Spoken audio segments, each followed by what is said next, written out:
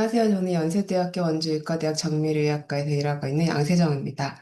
네, 앞서서 박진아 교수님께서 해주신 발표를 전 너무 잘 들었고요. 사실 같은 분야에 계시고 대가이신 교수님께서 연구한 거를 이제 따끈따끈한 걸 들을 수 있어서 너무 좋았고요. 저는 오늘 사실 저도 이제 비슷한 연구들을 한 결과들이 좀 있긴 한데 이렇게 논문으로 나왔던 그런 내용들보다는 조금 더 제너럴한 얘기들을 하려고 합니다. 그리고 제가 한 연구보다는 지금 이런 연구들을 하고 있다, 이런 소개들을 조금 같이 진행해 보고자 합니다. 네, 뭐 다들 아시다시피 디지털 헬스케어 산업은 점점 발전을 하고 있고, 뭐 이렇게 리니어하게 가지는 않겠지만 앞으로도 계속 발전할 것이라는 것은 누구나 예측할 수 있습니다. 이러한 부분들은 환자 중심의 의료 솔루션 관심이 증가되고, 그리고 노령 환자들과 만성질환자들이 증가되고, 또 더불어서 저희들이 가지고 있는 핸드폰의 보급과 인터넷의 보급이 계속 증가되고 있어서 이렇게 디지털 헬스케어 산업도 급부상하고 있는 건데요. 그런 거에 비해서 어떤 윤리적인 부분이나 사회적인 부분들을 저희가 깊이 있게 생각하지는 못하고 있는 것 같습니다. 이 자료에 보면 2023년도 돼서야 인공지능 윤리 국가 표준이 첫 제정이 되었고요. 이런 부분들도 사실 규제나 이런 것들이 강하게 있는 것이 아니고 자율 점검표 정도로 구성이 되어 있어서 다른 나라들에 비해서 조금 우리나라의 이런 윤리적인 부분들에 대한 고려가 조금 약하다라는 생각이 드는 부분이 있습니다. 저희 주제가 이제 건강 형평성에 대한 얘기가 있는데, 형평성을 한 번 더 정의해서 말씀을 드리면, 이제 모든 사람이 공정하고 정의로운 방식으로 건강을 누릴 수 있는 기회를 보장받아야 한다.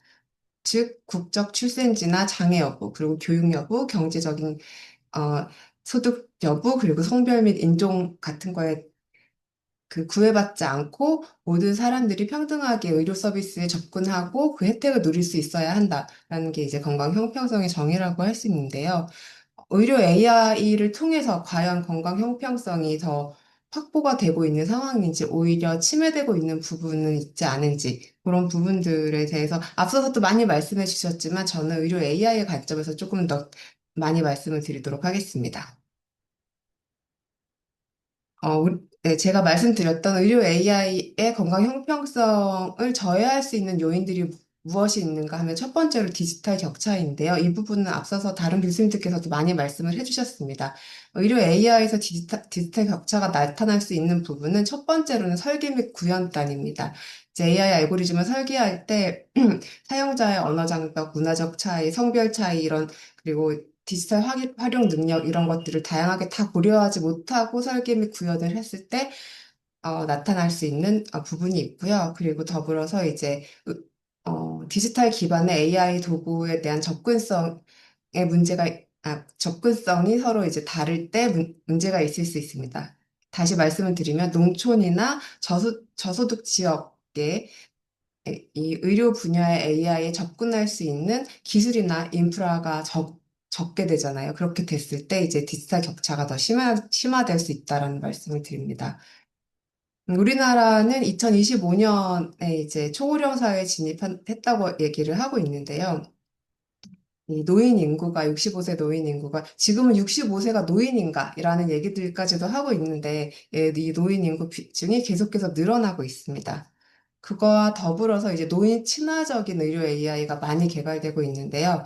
이제 AI 스피커로 음성 인식을 하고 필요한 얘기들을 할 수 있는 그런 어플들도 많이 개발되어 있고 더불어서 이제 치매나 여러 운동 기능들에 대한 부분들을 보완하기 위한 디지털 치료제도 많이 개발되고 있습니다. 그리고 독거노인들을 위한 AI 돌봄 서비스도 개발이 되어서 많이 활용되고 있는데요. 아직 아주 일반화되지는 않았지만 용인세브란스 같은 경우는 이런 시스템이 같이 연동이 되어서 이제 어떤 아파트 단지에서는 아예 용인세브란스와 이 서비스들이 함께 연결되어 있는 그런 시스템을 가지고 있습니다. 그래서 이렇게 많이 활용이 되고 있는데요. 사실은 노인 인구 가 그리고 저소득층이 디지털 격차가 있기 때문에 이런 부분들을 수용하는 데 있어서 쉽지 않은 부분들이 있습니다. 여기 자료를 보시면 OECD 세대 간 디지털 숙련도 격차가 우리나라가 가장 큰 것으로 나타나 있고요. 그리고 디지털 정보화 수준을 보시면 이제 고령층이 일반인들에 비해서 많이 낮다는 것을 자료를 통해서 보실 수 있습니다. 실제로 저희가 이제 가장 흔하게 접하게 되는 부분 중에 하나가 키오스크인데요. 키오스크도 아주 단순한 키오스크들도 있지만 사실 의료 AI가 접합된 키오스크들도 많이 존재하는데요. 노인층에게는 이 키오스크에 접근한다는 것 자체도 굉장히 부담이 됩니다. 되게 재밌는 건 저도 부담이 요즘 되더라고요. 요즘에 키오스크 앞에 딱 있고 뭐 해야 되면 갑자기 당황할 때가 있고 그래서 나도 늙어가는구나 이런 생각을 하는데 네. 이러한 복잡한 UI로 되어 있는 키오스크나 모바일의 앱 같은 것들이 저희에게는 생각보다 큰 허들이 지금 되고 있습니다. 이런 부분들은 이제 설계 과정에서 충분히 이 소외계층들을 고려하지 못했기 때문에 발생한다고 생각을 합니다.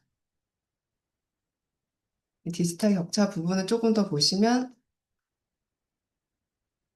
네, 앱은 굉장히 많이 나오고 있는데, 스마트폰을 사용하는 노인 10명 중 6명은 스스로 스마트폰 앱을 설치하거나 삭제할 수 없다라고 대답했습니다. 그만큼 이렇게 핸드폰을 사용하고 계시지만 이 안에 있는 앱의 기능들을 잘 활용을 하고, 또 설치를 하고 이런 부분들에 있어서 많은 두려움을 가지고 있는 것을 아실 수 있습니다.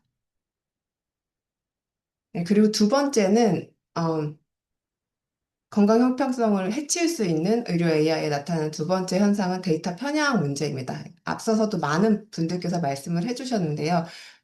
이렇게 모델을 훈련시키고 또는 데이터를 수집해서 분석을 할 때 있어서 편향이 나타나면 그 편향에 의해서 불공정하거나 부정확한 결과를 만들어내게 됩니다. 이러한 편향은 한 세 가지로 이렇게 조금 분류해서 생각을 할 수가 있는데 첫 번째가 역사적 편향, 이 데이터가 수집될 때 이 과거서부터 수집된 데이터들이 차별적인 데이터가 그대로 학습됐을 때 나타나는 것을 역사적 편향이라고 얘기를 하고, 샘플링 편향은 굉장히 많은 데이터에서 이제 샘플을 해서 학습을 하는 경우에 이 샘플링 방법이 대표성을 띠지 못하게 될 때 또 편향된 결과를 나타낼 수 있습니다. 그리고 측정 편향은 이제 AI 훈련을 할 때 있어서 사용되는 변수가 어떤 다양한 현상들을 다 반영하지 못하는 피처들로 이루어져 있을 때, 그럴 때 측정 편향이 나타날 수 있습니다.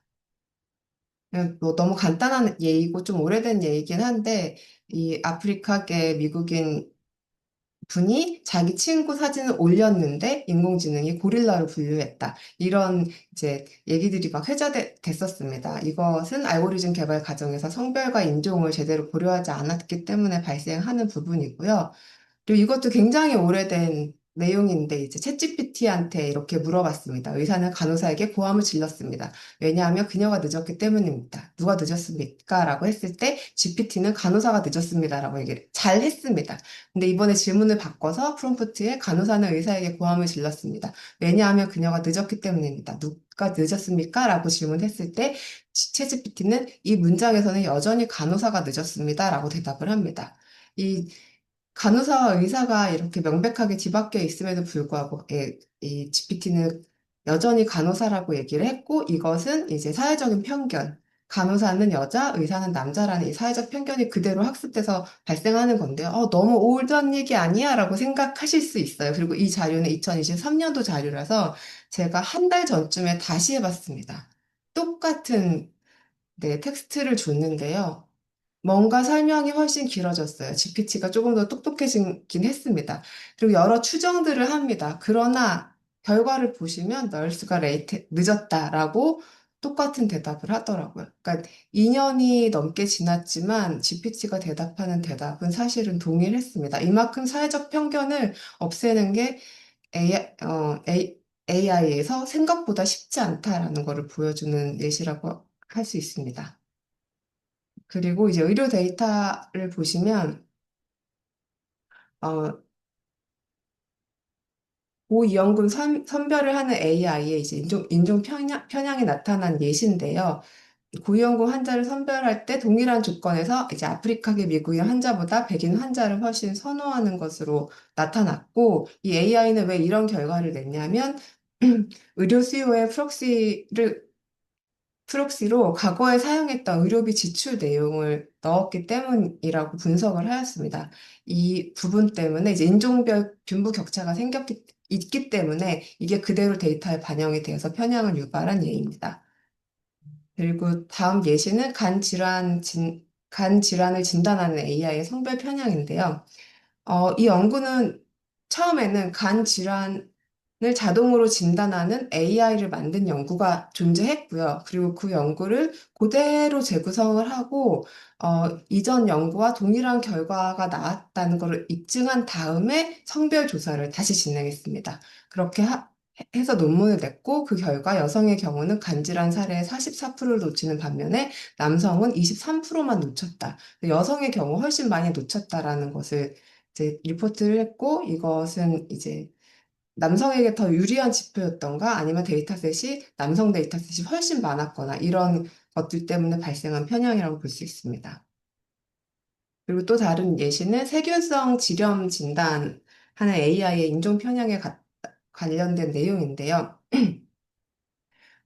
네, 이제 증상이 없는 여성의 BV를 예측하는 네 가지 이제 이 AI 모델의 능력을 조사하면서 이 조사하는 과정에서 정확도가 인종에 따라 다르다는 것을 발견을 했고 그것을 발표를 했습니다. 그래서 히스패닉 여성이 가장 많은 거짓 양성 진단을 받았고 아시아계는 가장 많은 거짓 음성 진단을 받았다라는 리포트를 했고 이 부분은 어, 인종 및 집단별 질병의 이해도와 데이터 샘플의 차이로 발생된 것일 것이라고 추정하고 있습니다. 그리고 네이처지에선 2024년도에 이런 기고문이 있었습니다. 연구에서 성별과 젠더를 무시하는 것은 공중보건의 위협이다라고 얘기를 했고요. 이 말은 네, 저희가 다 인지하고 있는 말이고 너무 유명한 말 중에 하나인데요. 이 연구를 함에 있어서 성별 및 젠더 변수를 무시할 때 이러한 부분들 때문에 AI 시스템의 편향이 강화되고 건강 형평성이 답보되지 않을 수 있다라는 부분들을 제시한 예라고 할 수 있습니다. 그리고 2024년도에 또 MPJ 디지털 메디슨에 나온 이 리뷰 논문인데요. 이 논문은 이제 딥러닝 알고리즘의 의료 영상 분석에 관련돼 있는 딥러닝 알고리즘에서 페어니스 이슈가 얼마나 어드레싱 되고 있는지에 대한 그런 리뷰 논문이었고요. 그래서 이렇게 어, 이 의료 영상의 분야별로도 나눠 놓았고, 그 다음에 어떤 작업, 클래시피케이션을 했는지, 세그멘테이션을 했는지도 나눠 놓았고, 그리고 이제 편향 요소들에 따라서도 나눠 놓았습니다. 그래서 이렇게 많은 연구들이 이제 페어니스 이슈를 가지고 이 논문을 냈다는 것들을 이제 표로 정리해서 보여주고 있고요. 이런 논문들의 내용에는 이제 대표적인 것들이 가슴 X선 분석을 한 내용.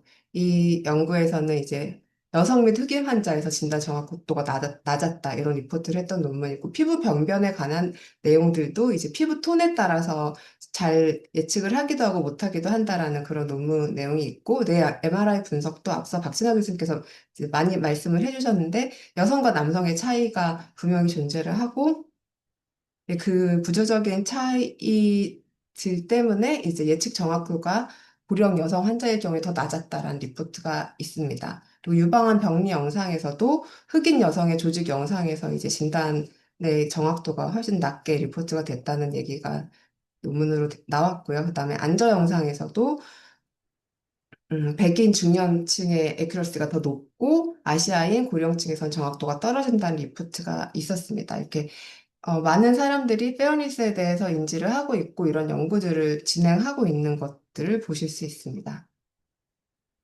그리고 다음으로 편향을 고려한 AI 연구를 잠깐 소개를 좀 하려고 합니다. 앞서서는 편향이 있다. 왜 편향이 있을까? 이러한 데이터에서 이러한 편향들이 존재한다. 이런 것들을 리포트한 그런 연구였다면 여기서는 그러면 편향을 고려해서 AI를 어떻게 만들어야 하는가에 대한 연구들을 말씀드리겠습니다.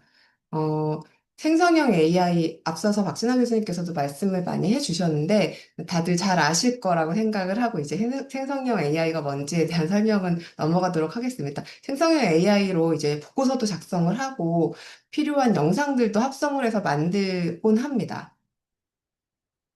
그런데 이제 생성형 AI를 사용을 해서 흉부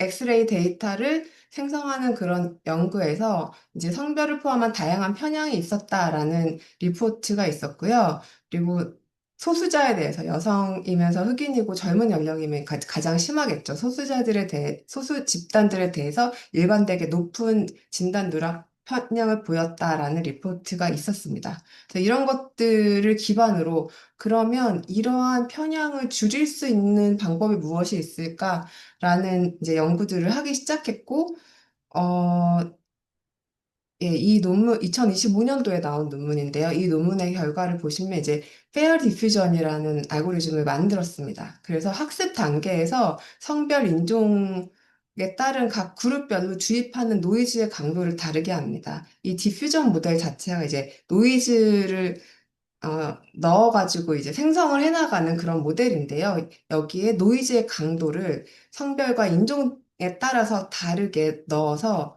이 편향 문제를 해결하고자 하였습니다. 그 결과 FID-IS라는 이 지표들이 영상 생성 품질에 관련되어 있는 지표들인데요. 이 지표들의 그룹 간의 편차가 이제 줄어들도록 같이 학습을 시켜서 최종 결과를 보니 특정 그룹에만 덜 치우치는 그런 균형 잡힌 생성을 할 수 있었다라는 것을 리포트한 결과입니다. 그러니까 이런 편향이 있다라는 보고를 이제 넘어서서 이런 편향을 개선하려면 이런 알고리즘들을 개발하고 연구를 해야 된다는 연구 내용들이 계속 나오고 있고요.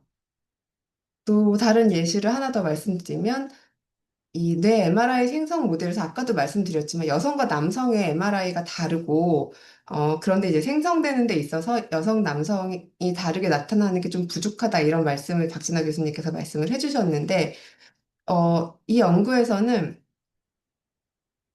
이 프롬프트에 아무 말도 쓰지 않고 빈칸으로 해서 영상을 생성을 했더니 이 영상이 여성과 더 비슷하게 나오더라 라는 결과를 리포트를 했습니다. 그래서 이 빈칸에 피메일이라고 이렇게 정확하게 쓰거나 메일이라고 정확하게 쓰면 그거에 맞게 형성이 되는데 빈칸으로 놔뒀을 경우에는 이 생성형 AI가 여성에 더 가깝게 영상을 생성하더라라는 이제 결과가 있었고요. 또 그런 부분들을 개선하기 위해서 어, 다음과 같은 논문이 나왔습니다. 그래서 이제 성별 판별기를 이 전체 알고리즘 앞단에 붙여서요.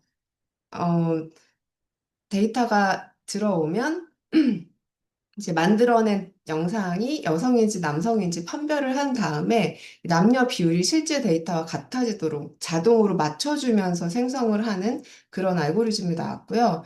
그래서 지금 보시면 어, 바이어스가 50%가 피메일이고 30% 이제 바이어스가 30%가 피메일일 때 네, 당연히 이제 피메일이 적게 불균형하게 들어간 경우에 이 바이어스가 더 높았는데요. 해당 모듈을 사용하면 그 바이어스가 현저히 줄었다. 그리고 50%일 때도 이제 훨씬 더 줄었다라는 이런 리포트를 하였습니다. 이렇게 계속해서 어, 이제 편향이 있다라는 리포트에서 편향을 어떻게 하면 해결할 것인가에 대한 얘기들도 계속 나아가고 있고, 저희 연구실에서도 관련된 연구들을 한 것이 좀 있는데, 오늘은 네, 저희 연구실 내용을 말씀을 안 드리고, 이런 내용들로 말씀을 드리고 마치겠습니다. 그리고 이거는 피부에 관련된 영상 얘기인데요. 피부 병변은 별 차이가 안 나지 않을까라고 생각을 많이들 하시는데 사실은 피부도 차이가 굉장히 많이 나고 성별 차이뿐만 아니라 남성, 여성의 차이도 많이 나서요. 이거와 관련돼 있는 연구들이 계속해서 많이 개발이 되고 있습니다. 근데 성별을 다루니까 고려를 해야 된다라는 연구를 넘어서서 그러면 이 성별이 어떤 식으로 무엇 때문에 다른가 성차의 요소를 발견하는 연구들도 진행이 되었었는데요.